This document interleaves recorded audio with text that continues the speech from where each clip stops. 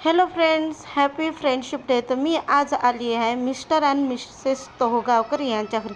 मी तर पाहून चकितच झालं की मशरूमचं पण व्यवसाय असं होते शहरामध्ये आणि ते फ्लॅटच्या रूममध्ये.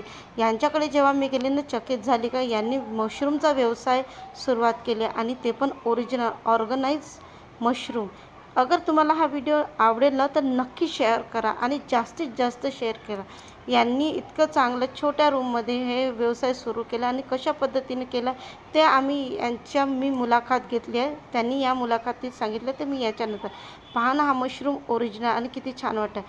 त्यांनी कशा पद्धतीने हे वालं व्यवसाय सुरू केली आणि त्याची मांडणी कशी केली आणि त्यांना किती खर्च आला याच्याबद्दल तुम्हाला नक्की माझ्या यूट्यूबचा फुल व्हिडिओ आहे, त्याच्यामध्ये बघा त्यांनी कशा पद्धतीने या ऑर्गॅनिक मशरूमच्या व्यवसायाची सुरुवात केली आणि त्यांना कसं हे सुचलं याच्याबद्दलही त्यांनी सांगितलं आहे.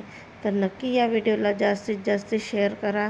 आणि शेतकरीसाठी लाभदायक आहे की घरच्या आपण फ्लॅटमध्ये सुद्धा हा व्यवसाय करू शकतो. आपण जास्तीत जास्त ग्रामीण भागामध्ये हा व्यवसाय बघितला आहे, पण अख्खा फ्लॅटच्या रूममध्ये मशरूमचा व्यवसाय कशा पद्धतीने केला जाते आणि कसं याची मांडणी, किती खर्च येतो आणि याचं पद्धत कशी आहे. त्यांनी खूप चांगल्या विचारानं हा मशरूमचा व्यवसाय त्यांनी घरी लावला आणि त्यात दररोज हा आहे नुसताच आत्ताच झालेला मशरूम.